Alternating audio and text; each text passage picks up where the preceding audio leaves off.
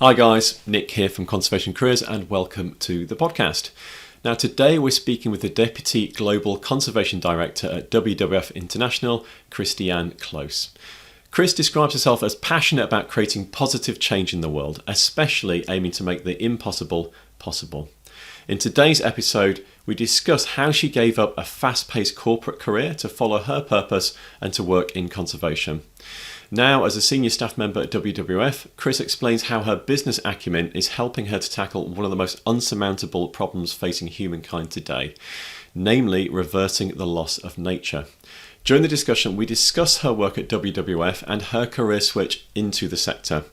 We also talk about the skills increasingly valued within conservation, and Cris shares her top careers advice for people and aspiring conservationists like you who might be seeking to follow in her footsteps. Finally, we discuss Earth Hour, a worldwide movement organised by WWF annually to encourage individuals, communities and businesses to give an hour for Earth. Scheduled for Saturday, March the 23rd at 8:30 p.m. your local time, we discuss how you can get involved. It's a wide-ranging, inspiring and Earth Hour connecting pod chat. Enjoy.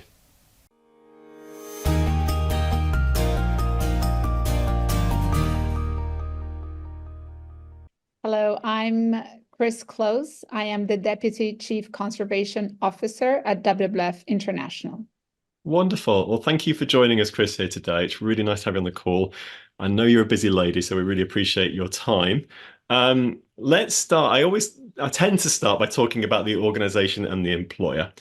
In this case, WWF, or the World Wildlife Fund for Nature, full name. You're so well known. I mean, that you are one of these organizations that I guess wherever you go, people know you, they know the panda, and it's incredible. I have to sort of dig in perhaps why, but how would you describe WWF? To someone, let's assume someone doesn't know who you are.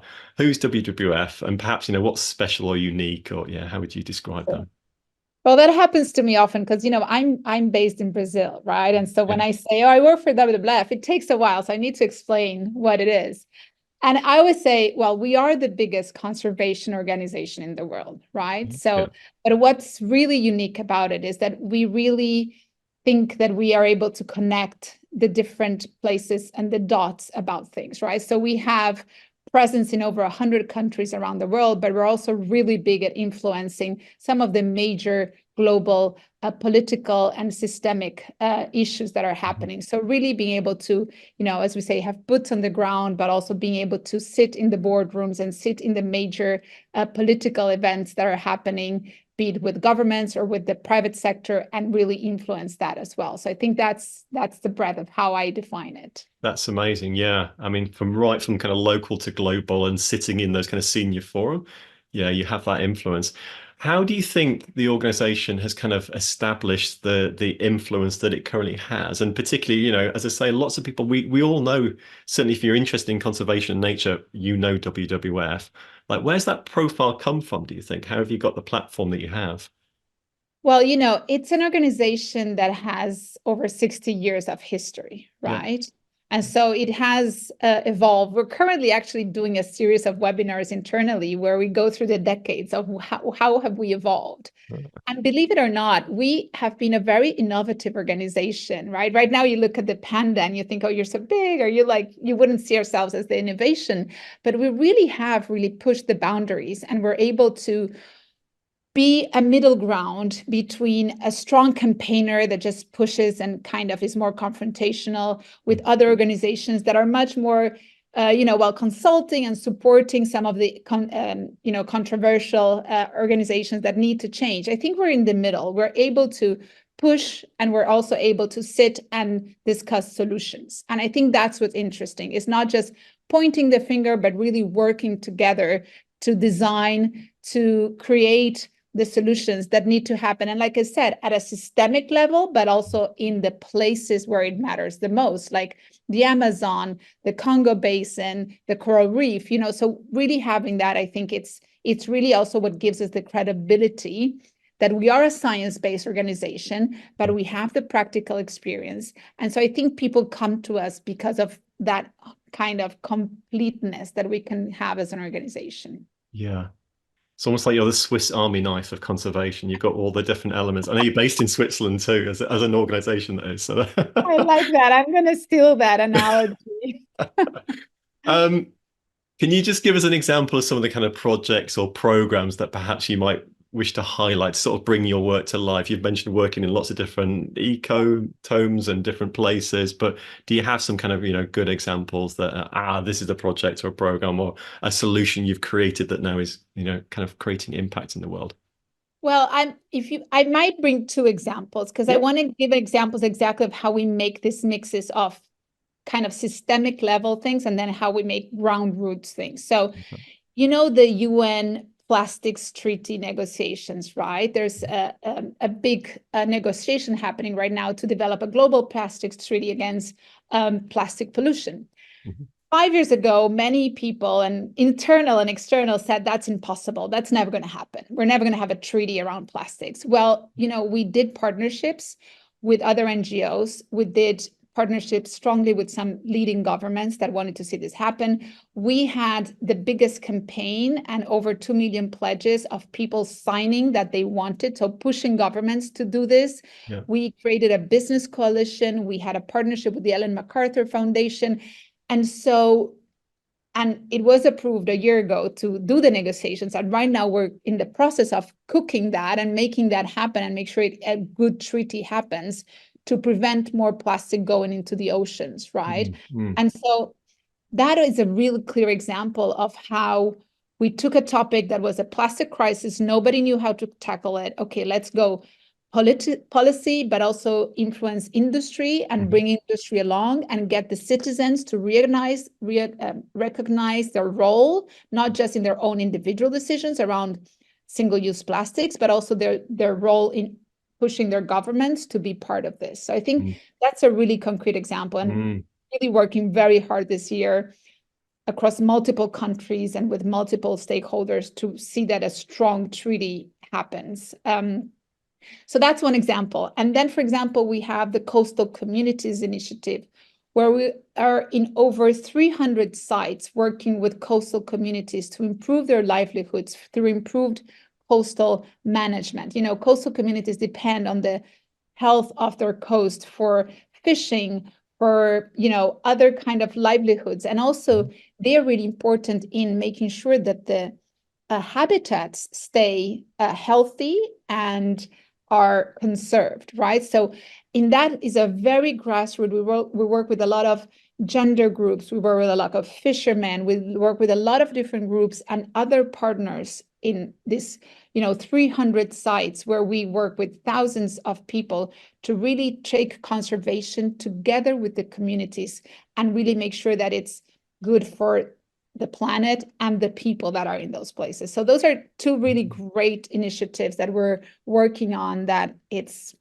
I feel like we all feel really proud of because I always say it's WWF at its best. Yeah, rightly so. And fingers crossed with the kind of plastics treaty. And I really think that does show how organizations like you work as well in terms of influencing the public to then influence the policymakers to then influence the private sector, how you kind of sit across both and you can play to the various trends as and when it's needed within that process. Yeah, and if I could add something, especially because there are people here working, like we realized in that initiative how much the voice of businesses in this policy negotiation. So we actually work really strongly with some of the leading companies in this space, like Unilever or PepsiCo, that they really wanted to create change. And so they came with us to the negotiation, and how they presented maybe our briefs to policymakers made a huge difference. So the power of business in advocacy is a really untapped potential that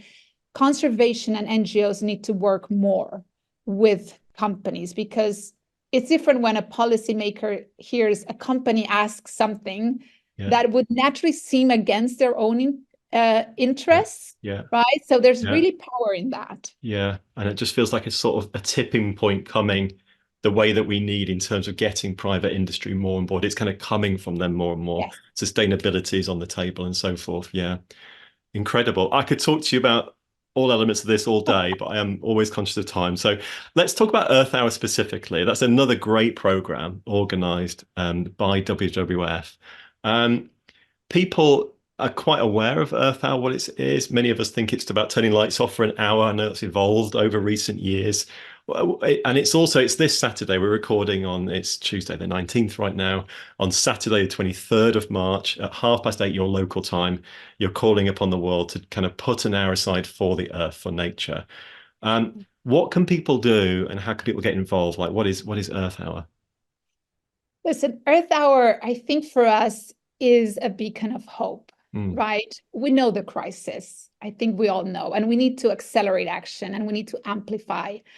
And we talk about this whole society approach, right? So I think Earth Hour is the best call to action to deliver that. And especially for people in conservation, sometimes, I don't know, I feel this. I'm always the kind of, in social gatherings or in family gatherings, you're always the kind of, oh, here she comes again, talking about conservation. Here's the tree hugger, yeah. Oh my God, here she comes again. I get it. Well, this is something fun, right? This is something that you can talk to people about conservation, but in a fun way, in your social media, with your friends, you can organize something. And it doesn't just need to be at that hour, right? That is a symbolic event, but it's really a moment where we get together, we celebrate our Mother Earth, our home, in the way that we want. And also we're able to talk to others about it. We're able to embrace in the celebration of this topic. Because I always say we work in a topic or in an area that we always hear bad news.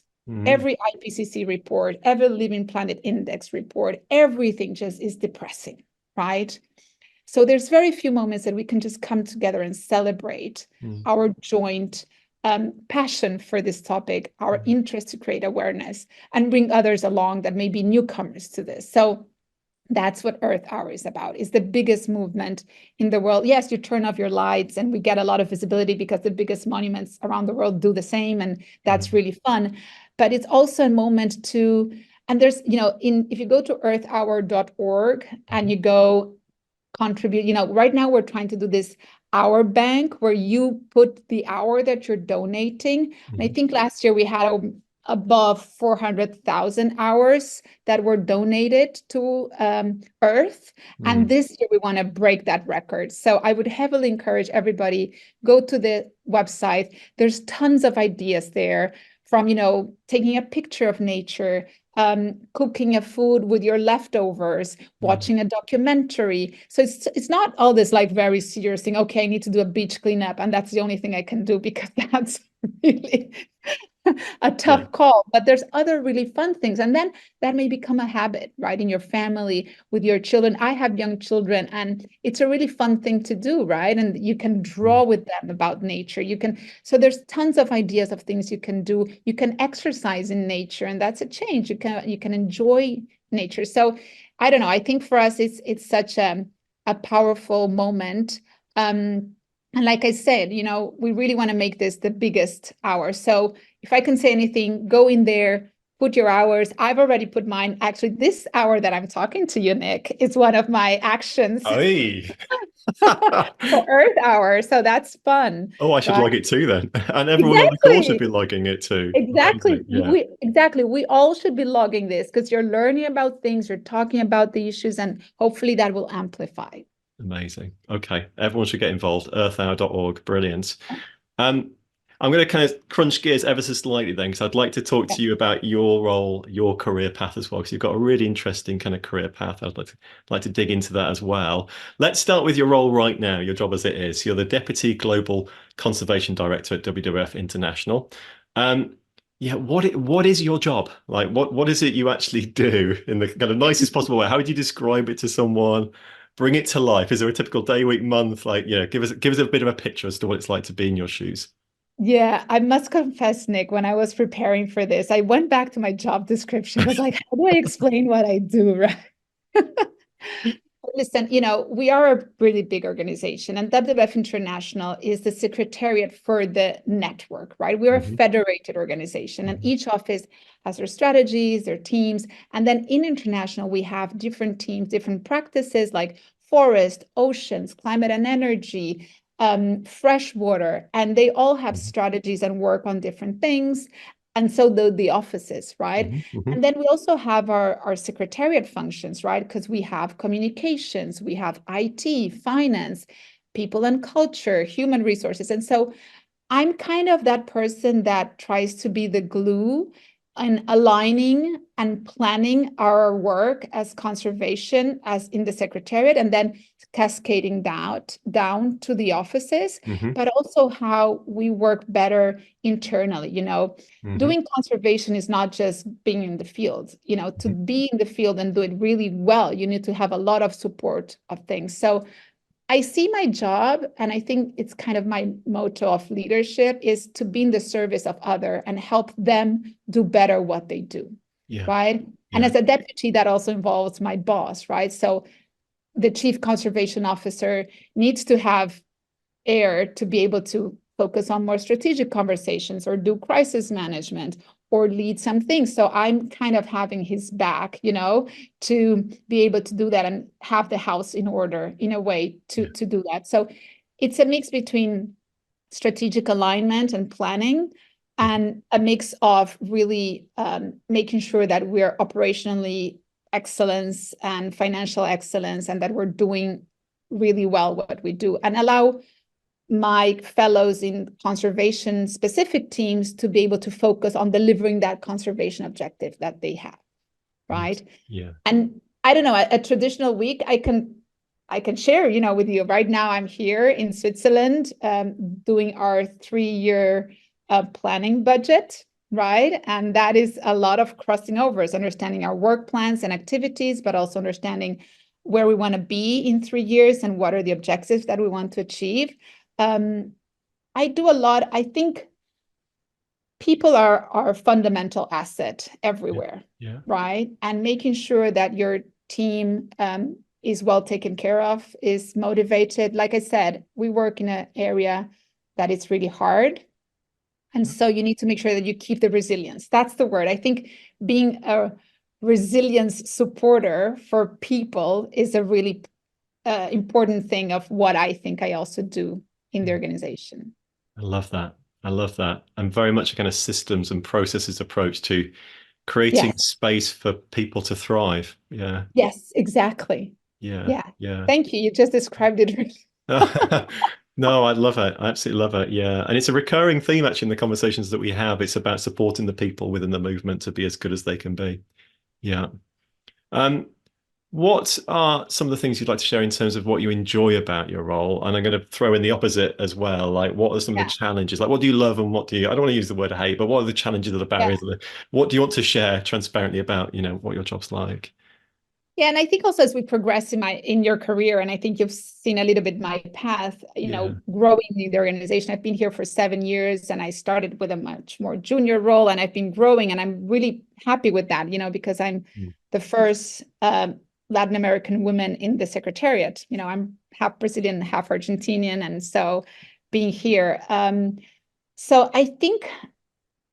And I started my career in McKinsey, and I did a lot of business work, right? And so this is probably the organization that I have had the pleasure of working with the smartest and the most passionate people. Right. So I really like that. And when you're in WWF, the great thing is that you can almost open every door and you can tackle every issue. And I gave you the plastic strategy example because I actually wrote that paper that went to the board for approval. So you can imagine working on some of the biggest things, and then you can actually try to bring them to life with amazing people, very committed, really high level professional. So I think for me, that is really the most fun. You can really try to we literally sat down in a room and said, okay, we need to tackle plastics. What are we going to do? And then we got a blank sheet of paper and started drafting that. And I think that is fascinating and it's amazing. But then with that, and I think the challenging part, comes a great responsibility, right? Because you feel you are I don't know, there's a sense of responsibility to deliver that. And it's such a complex, we're trying to solve wicked problems. I don't know how familiar you are with the definition of wicked problems. Not at all, actually, no. Well, wicked problems are those kind of problems where when you solve something, you actually create something else, Okay. right? And so they kind of have no solutions, right? Yeah. And so you need to address from different points. And I think that's when we talk about conservation, you talk about climate crisis and nature crisis and equity crisis and social crisis. So I think sometimes it can be very frustrating and depressing, I guess, when you realize, wow, is this what I'm doing really making the change that I want? Right. Right. Yeah. And so I think that is what comes with the role. And I think in WWF as an organization, as I said, it is a big organization and it is one of the most recognized brands in the world. So with time, the organization became very risk averse, right? But I think we need to understand that, that's this. So I've learned to manage my own expectations of pace, of how fast we can do something, and understand that some processes need to be there for a reason, because we are in this very solid root that allows us then to spread our wings. I always talk about roots and wings, right? Yeah. You need solid roots so that you can spread your wings. And we do those wings things, but you need to also make sure that you're honoring that. And that comes with sometimes some, bureaucracy that it's not fun. I understand entirely. Yeah. But what's WWF like as an employer? Like, there are lots of people who would love to work for the organization, like from the inside, like what they like as an employer. I'll just leave it as open as that. Yeah. Listen, I think and that's why it's important. I'm employed by WWF International. Yeah. It's very different if you're employed by WWF UK or Netherlands or US or Germany. So we need to understand that. Like, and that's the federation with the umbrella, the secretariat, and the on-the-ground regions and offices. Yeah. So I think it also depends which office you're in. So I'm going to speak from my experience at International. I think, like I said, I live in Brazil and I'm part of Secretariat. So my boss is in Europe and I report to Switzerland. So there's tons of flexibility. And that for me, I've done remote work even before the pandemic. Yeah. For us, we were already doing all our work on Zoom when COVID hit. So it just got escalated because then everybody started working on Zoom. So I think that is something really good. We have a lot of flexibility. We are objectives oriented. So you need to deliver something and you have your flexibility around your lifestyle for that. So I appreciate it. Like I said, I'm mother of 2 young children, 9 and 11. I like to work out and I like to have a balanced life because that's, we need to in this marathon that we're doing. So work-life balance. So I think as an employer, WWF is very respectful on that. But of course, we need to put our own limits. As I said, we're trying to solve the most complex problems around the world. So you could work 24 hours if you want. And so I think you need to be mindful of that. But I think as an employer, it's a pretty great place to work in that sense. Yeah, it sounds it. Yeah, and it sort of comes across as well that you're obviously thriving and enjoying your work and your environment. Let's talk about your career. Yeah. As we sort of start to sort of wrap things up gently. When you look back at your career, like what have been the kind of key steps or key moments, or how would you characterize your life before WWF? Like before you kind of entered the fold, if you like. Yeah, I guess I'm a big career switcher. So for the ones that here are. So maybe I'll do a quick summary of that because so as I said, I studied business administration and I had a very traditional business career. I was doing business development, strategic consulting around Latin America and Europe. And I've always did kind of volunteer work on the side. I would always do kind of purpose-driven work on my free time, right?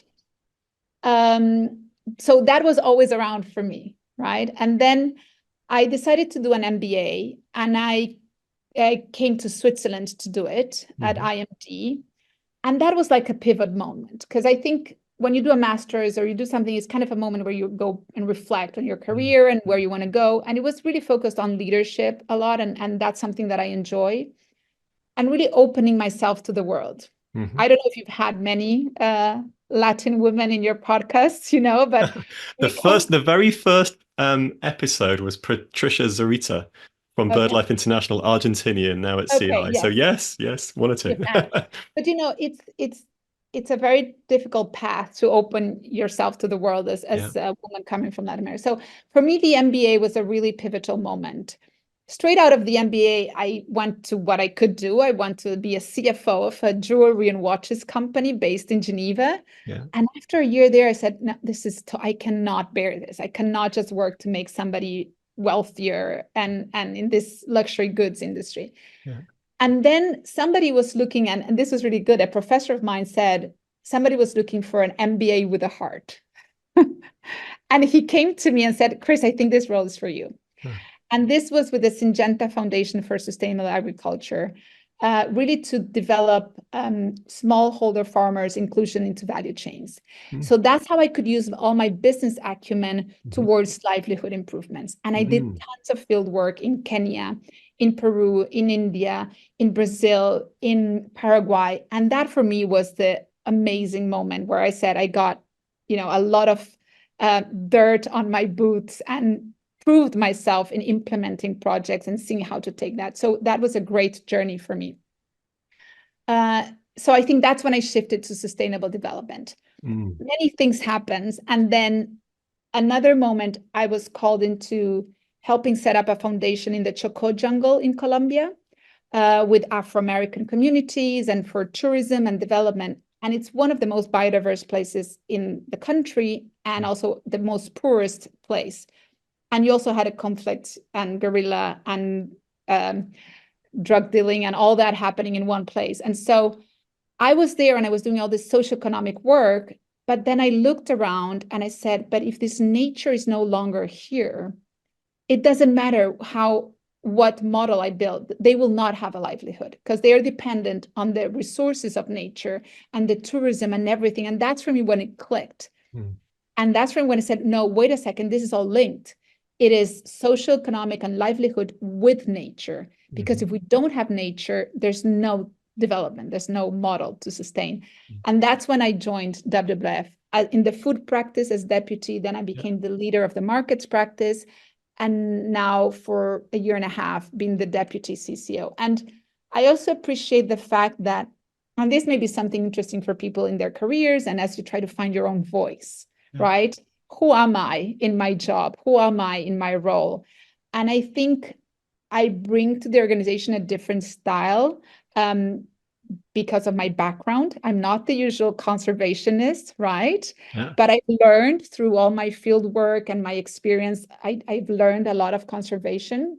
And now, as you know, conservation, food production and consumption is one of the biggest driver of biodiversity loss. So knowing the food sector inside out, knowing the agriculture sector inside out really helps to develop strategies for conservation.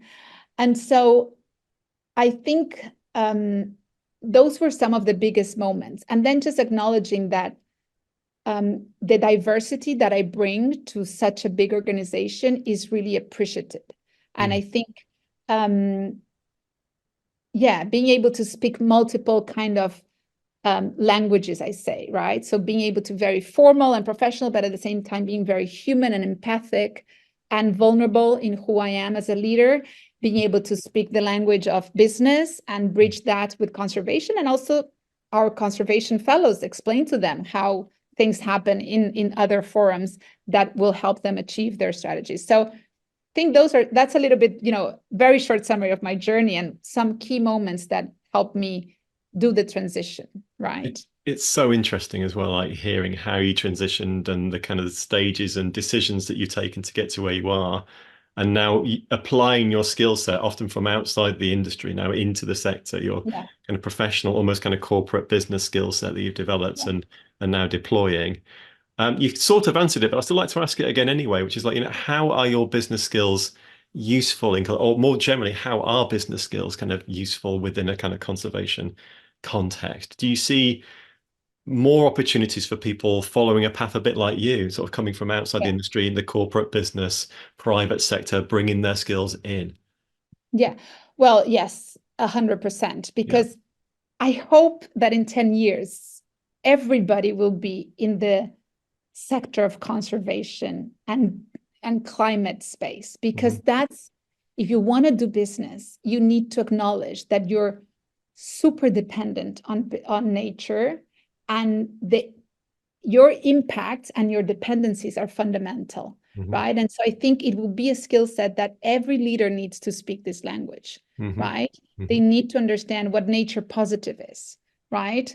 What does it mean to be nature positive? How does my business model need to influence? So I think that's what I think, yes, definitely. I think more and more, and we're being invited to engage more and more with universities, and we're seeing more of that. I think my skill sets, I think there's a pragmatism in business that I think has helped me from the early days in this space. I don't take this wrong, right? Because, well, I'm actually in the NGO space, but sometimes, you can do so much thinking, and you can do publications, and you can do policy papers, and you can do workshops forever, and you may not get to the solution. So there's a pragmatism in business, and a little bit of, understanding, yes, this is great and super, but it's not going to get where we need to get a result. And I think that approach that is very much the business approach to things, it's very useful to mix it in the conservation space to deliver impact. The crisis and the acceleration that we need to achieve results is so monumental. I think those skill sets really come in very handy. Yeah. Perfectionism is the enemy of progress. Yeah. Right. Yeah. If you wait for perfect, it's too late. But like I said, I've learned also to understand, I sit in the board of the Science Based Targets Network, right? And trust me, the first year I was in that board, I was like, oh, come on. How come it's going to take us 3.5 years to come up with the science behind this? I was going crazy around it. But then I also understood the complexity. And that's why I say the wicked problems kind of format. That you do this, but then you're going to mess this up, and then you're going to mess this up. So now I have a complete different respect. And so I try to bring my approach and merge it with approaches from people from other backgrounds. Be it science, be it policy, be it advocacy, there's different paces in all these arenas. And it's an amazing learning journey to see how we get this collaboration and co-creation of these different styles. Yeah. And I guess the growth and diversity of skill sets and talents and people that are needed in the movement as we professionalize and expand and so on. What advice would you give to people that might be listening? We have an audience listening now. There'll be people listening to the podcast later as well, who are looking to kind of secure their first paying job in the sector, or maybe they're switching careers like you have, and we're looking to kind of, bring their skill sets in. Have you got any kind of practical tips or advice for people like that? Yeah, I think a couple of tips. I do a lot of mentoring and coaching inside the organization, especially for women, because, it's how we do more. I think one is have this skill set and deliver the job that you want to get, not the job that you're in. And sometimes that may be you're going to get a lower paying job, or not exactly the job that you really want, but that's going to get you a foot in the door. And if you're then ready and you're delivering, people will notice. Trust me, good talent is not missed in this industry. And so if you get in there and you show, and so even in WWF, I was deputy food for the food practice, and then I became a market specialist. That was a great down, but it got me where I wanted to go. And then a year later, I could apply for the leadership position, and people were noticing that. So I think don't be afraid, to take a step back to then get, forward faster. So I think that's the strong, because people always, sometimes I feel people are very hooked up on job titles or grades and things like that. And I think I've never had that in myself. I think it's the job that I love. And then do what you're passionate about and what you love, and then it doesn't feel like work, and then you're going to excel. Yeah. You will excel if it doesn't feel, and also do the work to be prepared. It's read, be curious, learn from others. Everybody can teach you something, right? And to switch, I think also network, talk to people, learn from others, right? Go to conferences, see, learn, get inspired, find a role model, right? It's really hard to find or have multiple role models in different things, but just go out and about. It's not going to all happen online. You need to have contact with people. You need to invest time, and aim high, for yourself, for what you want to do, and know what you want to do. Because sometimes some things sound really romantic and nice. Oh, I'm going to be so happy when, well, some things are not that romantic once you do them, Yeah, absolutely. And that's what this conversation of us is all about, actually, Yeah. just bringing that into kind of sharp focus. Yeah, what the industry is really like on the inside. Fantastic practical tips there. Thank you so much, Cris. I loved all them. And we talked there about networking and connecting and sharing. And actually, in 10 minutes or so, we're going to open up to our audience. They're going to ask a few questions of you as well. So if you're on the call, you're listening in, prepare with any comments or questions you want. Well, once we kind of wrap the recording up, it's over to you guys. I'd like to kind of finish by asking you some more open questions, really, just to kind of just see how you think and feel and what's important to you and your thoughts in the sector particularly. A nice, easy one, or maybe not, I don't know, to get going, is like, if I could parachute you to one place on the planet and you can see one species, like, where would you go and what do you hope to see? Place or species? Because those are Both. two questions. Both.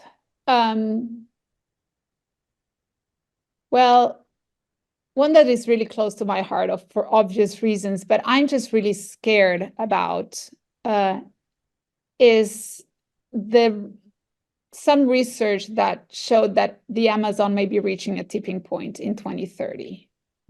And that really scares me, right? Because we don't know the consequences of that as a planet, right? And so I think the Amazon is a huge concern in one place. And there's a species, that represents, we talk now a lot about wildlife connectivity, right? So those species that, because they move across places, they just show the health of several places at the same time. And the jaguar is one in Latin America that, if you have healthy population of jaguars, it means that you have really healthy biomes in different places.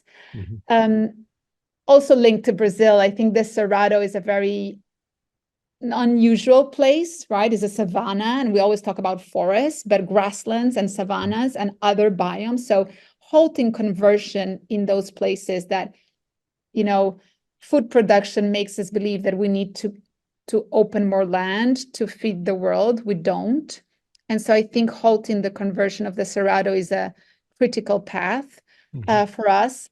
And then juxtaposing in the other end of things, I think the Arctic and the fact of the melting of the ice and the impact that has in a planetary level is also extremely scary. But that's more linked to climate change. So one is really about food production models, extractives, mining, and all that, and how healthy is that environment. Yeah. And then the other one is more about the impact of the increased warming climate and what it has as an effect in the Arctic. We talked a bit how you started your new legislation around kind of plastics in the EU from a fairly kind of blank piece of paper, and then from there you created and collaborated and so forth. If I made you like a global czar for the day, a global leader of all mankind, and you were to create one law that would help the environment or wildlife in some way, what law might you seek to enact? Well, luckily we have that. We have the Global Biodiversity Framework. halt and reverse nature laws by 2030 and restore after that. We have it. We need to make it happen, right? So I think now the devil is in the details, how we implement that and make it happen. But going back to your answer, I think that if a wish list, I would say, if I could have a magic, how you call it, a magic wand, yeah, magic wand, and do that.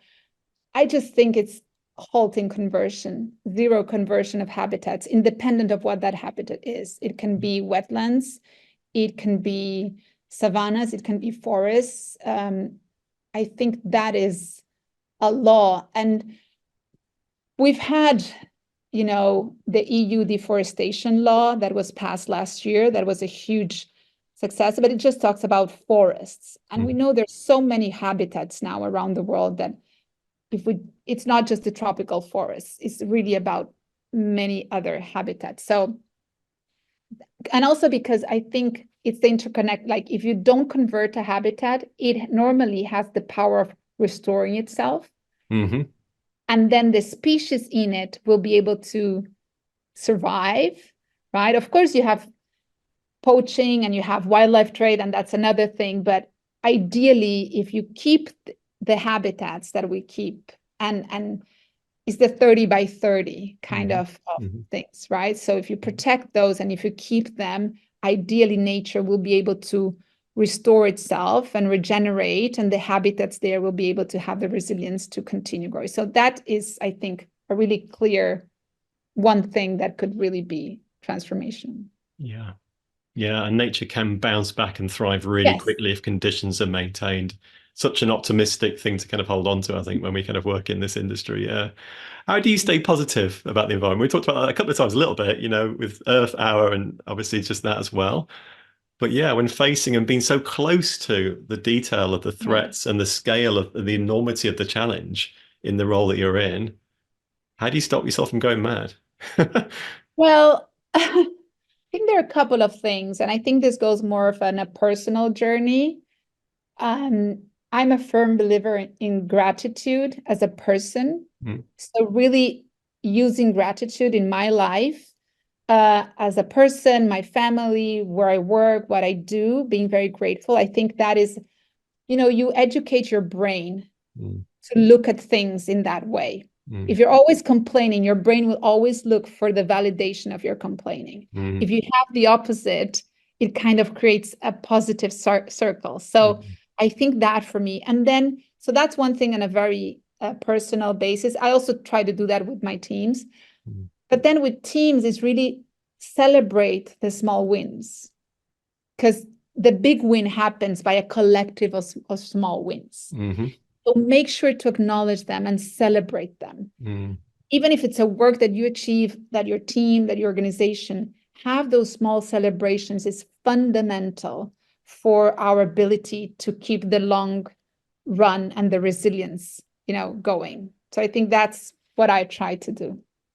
Brilliant. Love it. And I'm celebrating the small win that we've had of having you on the podcast today and the conversation we've had. So once again, Cris, it's been such a lovely pleasure kind of talking to you, getting to know you a little bit, sharing your journey.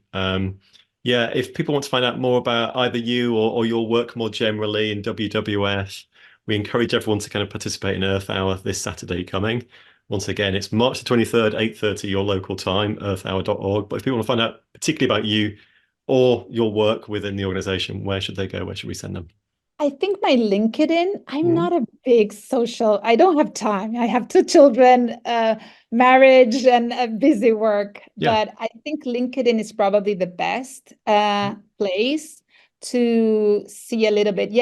And also, like you say, a little bit my journey. If you go in there, it's a mix of things, but I think right now, as hard as it is, I wake up every day and I feel so passionate and so fortunate to be working in this space and being very aligned with a purpose and a mission that speaks to my heart.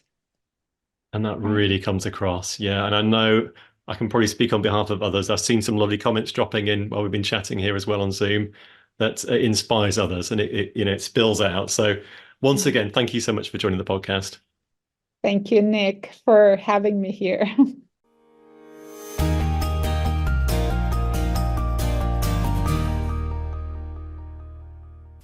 Okay, I hope you enjoyed that, everyone. If you did, then please do hit the subscribe button to get notified of new episodes as they drop.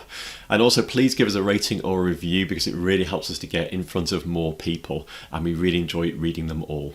As you'll have heard, our podcasts are now recorded in front of a live audience who sit in and listen to the chat, and then after the mics are turned off, they get a chance to talk to the host, to share their thoughts, and also to ask questions. It's a really great format. If you'd like to be in the audience, all you need to do is join the Conservation Careers Academy.